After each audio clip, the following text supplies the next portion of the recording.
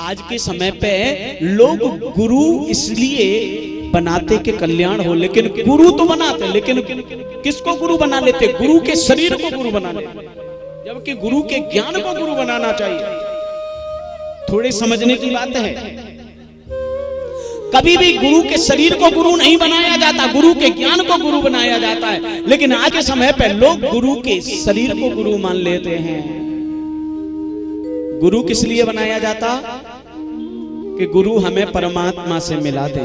गुरु गोविंद दो खड़े काके लागू पाए, बलिहारी गुरु आपकी जो गोविंद दिए। गुरु किस लिए बनाए? बोले भगवान मिल जाएं।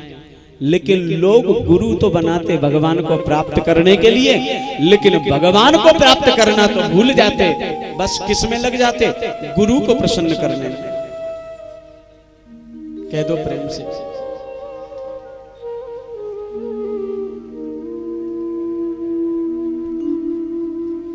ये एक प्रश्न आया है। राधे राधे।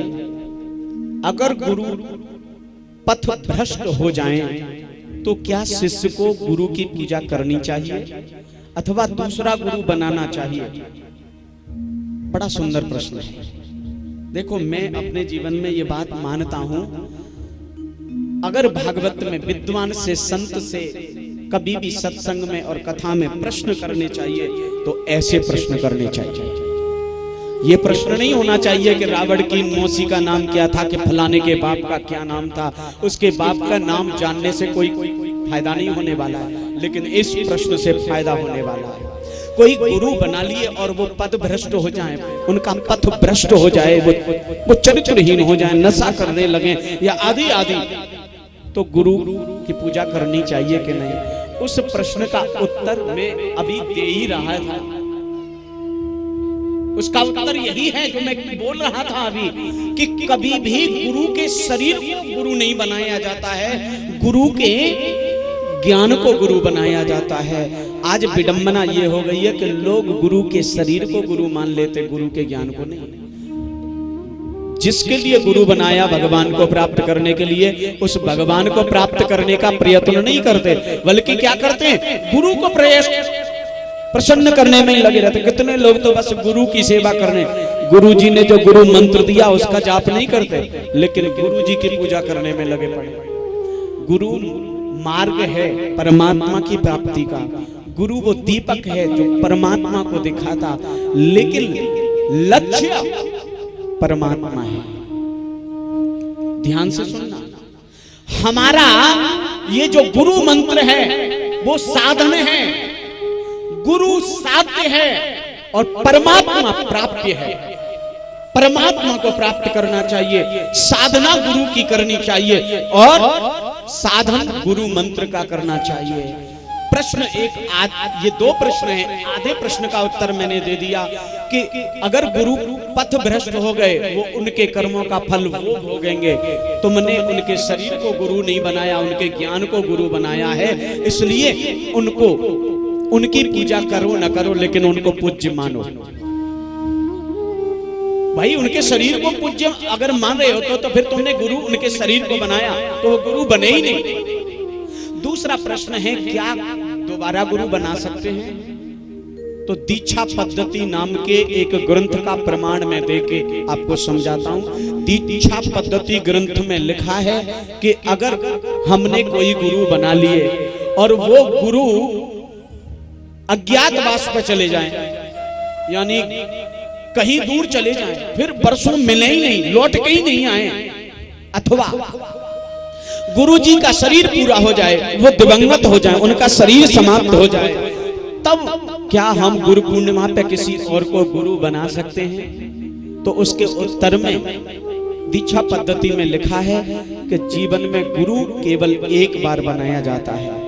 अगर गुरु बन गए, किसी से दीक्षा ले ली, वो दिवंगत हो गए, अज्ञातवास पर चले गए, गुरु पूर्णिमा आई और उस समय गुरु हमें नहीं मिल रहे, वर्षों मिल गए, निकल गए और हम गुरु पूजन करना चाहते हैं, तब ऐसी स्थिति में किसी संत के प्रति, किसी ज्ञानी के प्रति, किसी भक्त के प्रति श्रद्धा आ रही है तो उसको गुरु मान करके उसकी गुरु स्वरूप में पूजा कर सकते हो, लेकिन गुरु मंत्र जीवन में दोबारा नहीं ले सकते।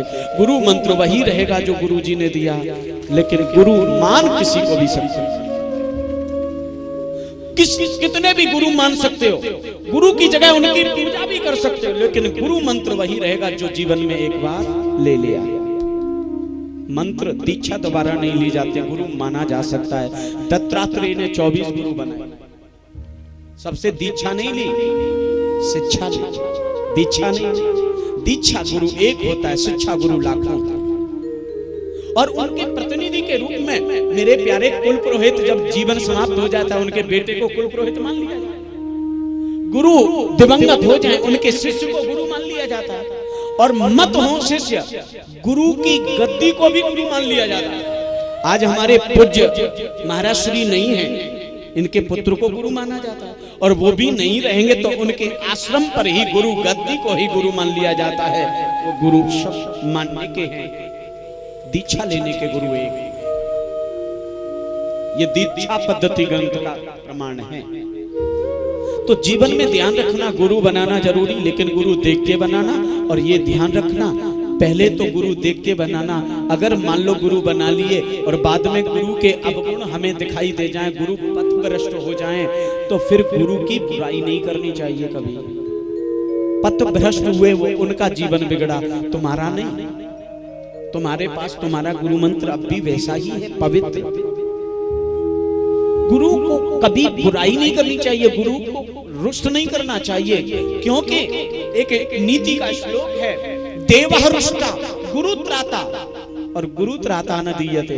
देवता रूठ जाएं तो गुरु बचा सकते हैं, लेकिन गुरु रूठ जाएं तो देवता नहीं बचा सकते।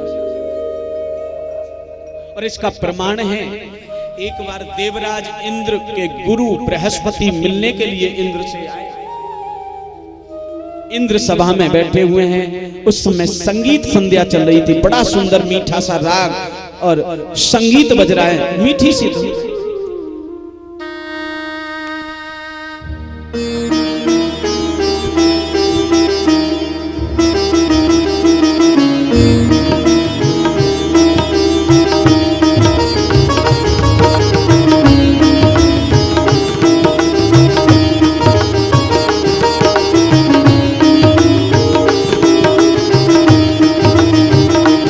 बृहस्पति पधाने हैं, द्वार पर आ गए स्वर्ग के, लेकिन इंद्र उस संगीत में इतना मस्त हो गया कि उसको पता ही नहीं पड़ा मेरे गुरुजी कब आ गए।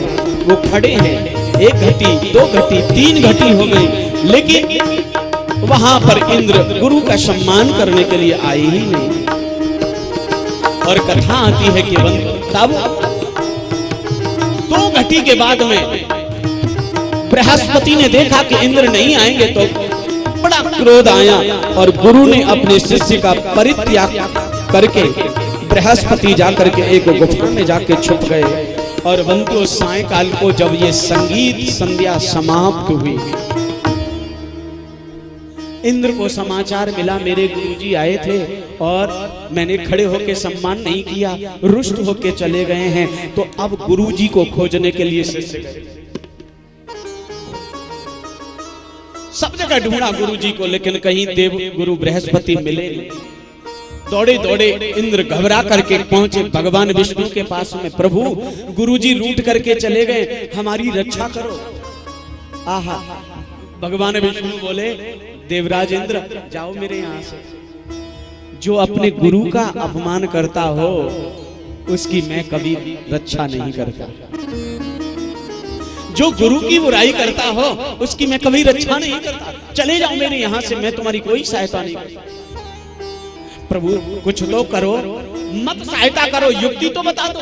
बोले हाँ, देवता होने के नाते तुम्हें एक युक्ति बताता हूँ, जब तक तुम्हें तुम्हारे गुरुजी नहीं मिलते। फिर गौर से सुनना, इस प्रश्न का उत्तर इसमें भी छुपा है। जब तक तुम्हारे गुरुजी तुमको नहीं मिलते हैं तब तक किसी और को गुरु मान लो, किसी और को गुरु बना लो। दीक्षा मत लेना, लेकिन कम से कम यज्ञ आदि धार्मिक आयोजन तो करते रहो ताकि तुम्हारा पुण्य बली रहे। क्योंकि स्वर्ग किससे मिलता है? पुण्य के बल पर मिलता है। जिसके पुण्य उदय होते हैं, पुण्य ज्यादा इकट्ठे होते हैं, उन्हें स्वर्ग मिलता है। और जैसे ही वो पुण्य खत्म होते हैं फिर से पृथ्वी पे नरक में आ जाता है, फिर जन्म लेकर के जीव बन जाता है। इसलिए पाप पुण्य दोनों ही मुक्ति देने वाले नहीं हैं। तुम समझते हो कि पुण्य करने से मुक्ति मिल जाएगी, मुक्ति नहीं मिलेगी। पुण्य करने से स्वर्ग मिलेगा, पुण्य करने से मानव शरीर मिलेगा, पुण्य करने से सत्संग मिलेगा, पुण्य करने से तुम्हें अच्छी संगति मिलेगी, लेकिन परमात्मा नहीं मिलेगा, मुक्ति नहीं मिलेगी। परमात्मा को मिलने का केवल एक ही तरीका है, वो है प्रेम। परमात्मा पुण्य से नहीं मिलता, परमात्मा पाप से नहीं मिलता, परमात्मा प्रेम से मिलता है। पुण्य से स्वर्ग मिलता है। जाओ पुण्यों की वृद्धि करो तो तुम्हें स्वर्ग मिलता रहेगा, नहीं तो तुम्हारा स्वर्ग छिन जाएगा। दैत्य तुम पे आक्रमण न कर दे, तुमको परास्त न कर दे, इसलिए पुण्य के लिए किसी और को गुरु बना लो। किसको बना ले? बोले जाओ त्वष्टा ऋषि के एक पुत्र हैं विश्वरूप, उनको गुरु बना। त्वष्टा नाम के ब्राह्मण एक थे, ऋषि थे, बड़े विद्वान और बड़े तपस्वी। उनके एक बेटे हैं विश्वरूप। उनको जाके निवेदन किया कि आप हमारे गुरु बन जाओ। उन्होंने मना कर दिया, तुमने दीक्षा बृहस्पति से ले रखी है, मैं तुम्हें शिष्य नहीं बना सकता। और अद्भुत है विश्वरूप जी महाराज, बंधुओं ध्यान देना। तस्यासन विश्वरूपस्य शिरांसी त्रीण भारत सोमपीतम सुरापीतम अन्नादम इति विश्रुत। विश्वरूप के 3 सिर थे, नारायण विद्या के परम ज्ञाता। 3 सिर, एक से अन्न खाते, एक से मदिरा पीते, एक से सोमपान करते, ऐसे बलशाली विश्वरूप। उनको गुरु मान लिया। नारायण विद्या का, नारायण कवच की विद्या का सहारा लेकर के यज्ञ कराने लगे। यज्ञ में बंधुओं विश्वरूप ने क्या किया? मोहवश अपने नाना मामा, जो उनके नाना मामा राक्षस थे, उनकी माता रचना थी जो सिंह का की पुत्री थी, तो उन्होंने नाना मामा को मोहवश चावतियां दे दी। एक ब्राह्मण बटुक ने, एक ब्राह्मण ने जाकर के इंद्र से कह दिया, महाराज तुम्हारे गुरुजी तो तुम्हारे दुश्मनों को आहुति दे रहे हैं। इतना सुना तो क्रोध में आके इंद्र ने विश्वरूप के 3 सिर काट डाले। अब वो ब्राह्मण थे, तो उनको ब्रह्मत्या लग गई। ब्रह्मत्या कैसे लगी? प्रकट होकर के विकराल रूप धारण करके ब्रह्मत्या आई और इंद्र को खाने के लिए दौड़ी। और बंधुओं तब इंद्र दौड़ता दौड़ता गया कहां? ब्रह्मा के पास, रक्षा करो। बोले मैं नहीं बचा सकता। विष्णु के पास, बोले मैं भी नहीं बचा सकता। एक कमल की नाल में रूप बदल करके घुस गया। कह दो प्रेम से, कमल की नाल में यानी डंठल में अंदर घुस गया इंद्र भेष बदल के। और ब्रह्मा से कहा, प्रभु पितामह मेरी रक्षा करो। ब्रह्मा जी आए, ब्रह्म हत्या को 4 भागों में बांट करके शांत किया। एक भाग पृथ्वी को दिया। पृथ्वी से कहा, देवी तुम ये भाग ले लो। बोले क्यों लूं? बोले मैं तुम्हें उसके बदले वरदान दूंगा, तुम पे कोई कितनी भी गंदगी कर देगा, वो गंदगी कुछ वर्षों बाद तुम्हारी मिट्टी के रूप में परिवर्तित हो जाएगी। तो ये नमक नमक सा पृथ्वी पे जमा रहता है ना, ऊसर भूमि, ये ब्रह्मत्या है। दूसरा भाग वृक्षों को दिया। वृक्षों ने कहा, महाराज हम क्यों ले? पाप किया, ब्रह्मत्या की इंद्र ने, हम क्यों ले? बोले संसार के कल्याण के लिए, हमें लाभ क्या होगा? वृक्षों को कहा, देखो तुम्हारे डालों को लोग काट देते हैं, तुम सूख के मर जाते हो। मैं तुम्हें वरदान देता हूं कि आज के बाद तुम्हारी डालियों को, शाखाओं को कोई काटेगा ना तो तुम सूखोगे नहीं, बल्कि तुम्हारी डालियां फिर से फूट पड़ेंगी। ये मैं तुम्हें वरदान देता हूं। तो वृक्ष में जो गोंद निकलता है ना, ये ब्रह्मत्या का रूप है। तीसरा भाग माताओं बहनों को दिया, स्त्रियों को। इन्होंने कहा हमें क्या मिलेगा? बोले तुम्हें संतान जन्म देने की शक्ति और समय दोनों हम प्रदान करते हैं। मासी मासी च प्रदर्श्यते। हर महीने मासिक धर्म के रूप में, रजो धर्म के रूप में माता बहनों को वो ब्रह्म हत्या का दर्शन है। चौथा भाग जल को दिया। जल में जो झाग और काई होती है ये ब्रह्म हत्या का रूप होते हैं। उसने कहा हमें क्या मिलेगा? बोले तुम्हें प्राणदायिनी शक्ति देते हैं, तुम्हारे बिना जीवित नहीं रहेगा। अन्न के बिना प्राणी जीवित रह पाएगा, लेकिन जल के बिना। ये ब्रह्म हत्या 4 जगह बांट करके शांत की गई। ब्रह्म हत्या तो शांत हो गई, लेकिन बंधुओं इनके पिता शांत न हुए त्वष्टा। उन्होंने क्या किया? एक यज्ञ की। उस यज्ञ में बंधुओं मंत्र पढ़ पढ़ करके खूब दिव्य आहुतियां दी।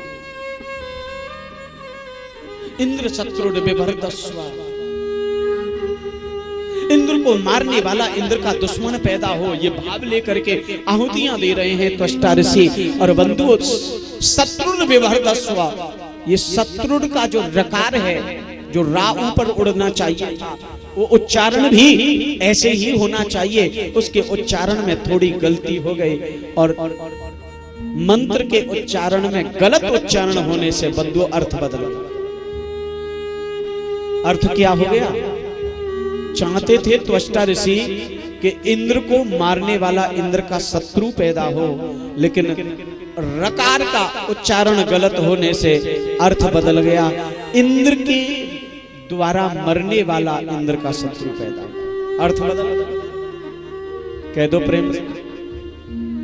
इसलिए जरा ध्यान से सुनिएगा, कभी कभी मंत्र के गलत उच्चारण से अर्थ बदल जाता है, इसलिए मंत्रों को सावधानी पूर्वक पढ़ना। यज्ञ पूर्ण हुई तो यज्ञ के अंदर से एक त्वष्टा ऋषि के सम्मुख वृत्तासुर नाम का एक पुत्र उत्पन्न हुआ। देखते देखते विशाल काय शरीर धारण करके बंधुओं, विकराल रूप धारण करके और बंधुओं इंद्र को मारने के लिए चला।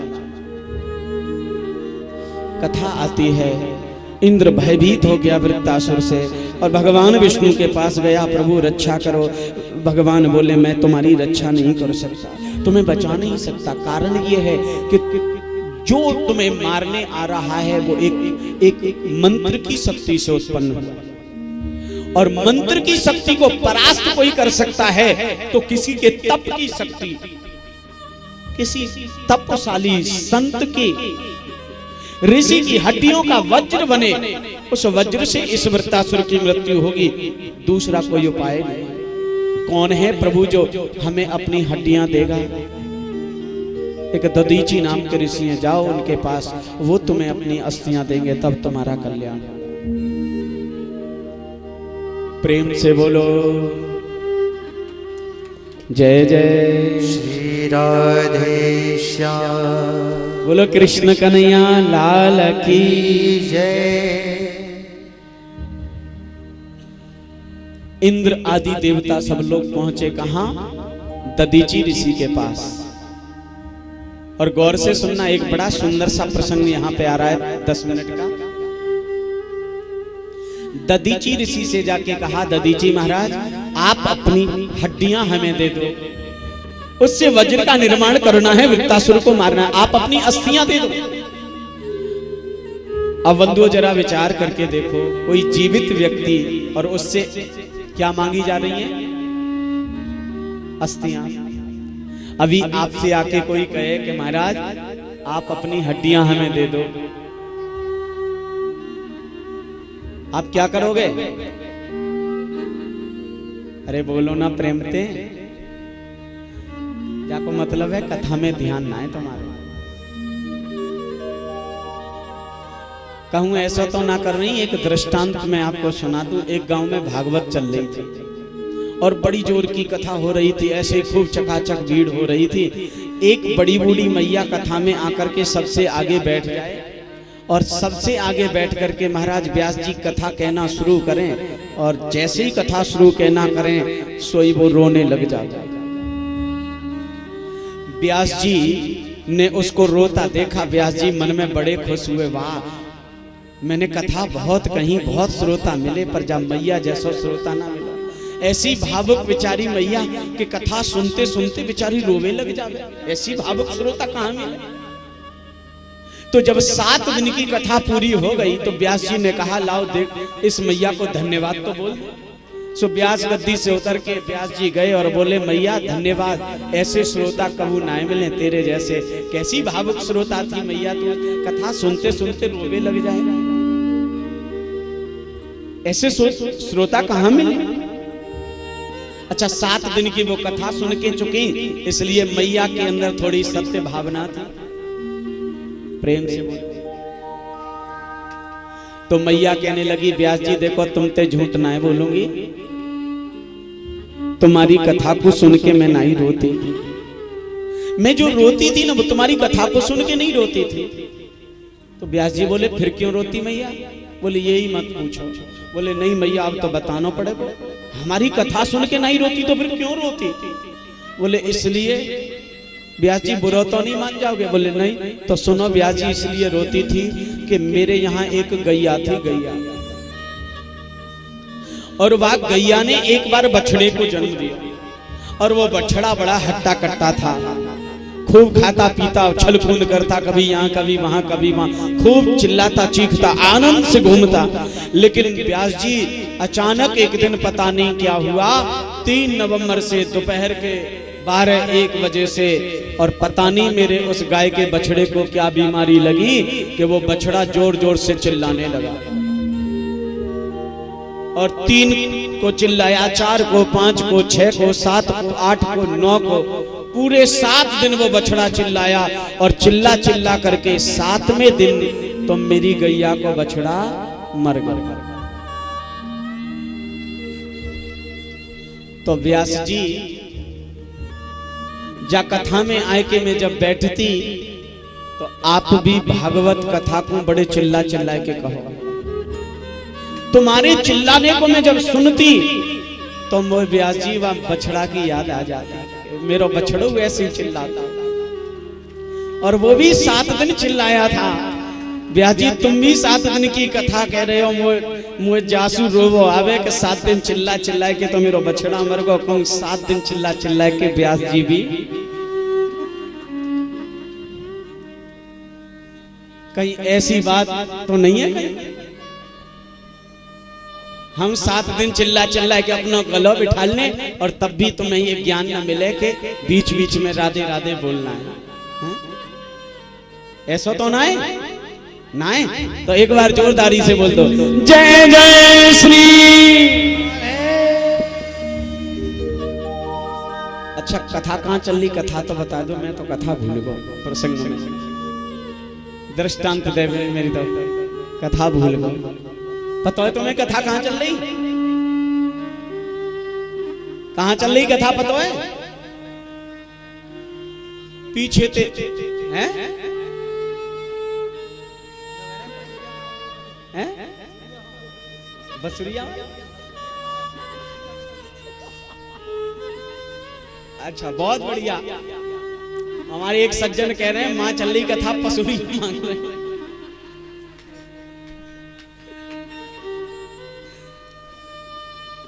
कम से कम यहाँ झगड़ार के श्रोता ऐसे तो हैं कि उन्हें पता तो है कथा कहाँ चल रही, नहीं तो एक जगह हम कथा कर रहे थे, हमने ऐसे ही पूछ लिया भैया कथा कहाँ चल रही थी, तो कोई भी नहीं बता पाया। पीछे से एक लड़का ने हाथ ऊपर करो, मैंने कहा भाई तुझे पता है? बोले हाँ। मैंने कहा बताएगा? बोले हाँ व्यास जी बताऊंगा। मैंने कहा बता कथा कहाँ चल रही थी? तो खड़े होके बोला कथा पांडाल में चल रही थी। बढ़िया, कम से कम यहाँ के श्रोतन ने पसुरी ही कही है। बोलो कृष्ण कन्हैया लाल की जय। देवताओं ने अस्थियां मांगी दधीचि ऋषि से, प्रभु हमें अपनी अस्थियां दे दो जिससे वज्र का निर्माण करके दुष्ट का संहार कर सके।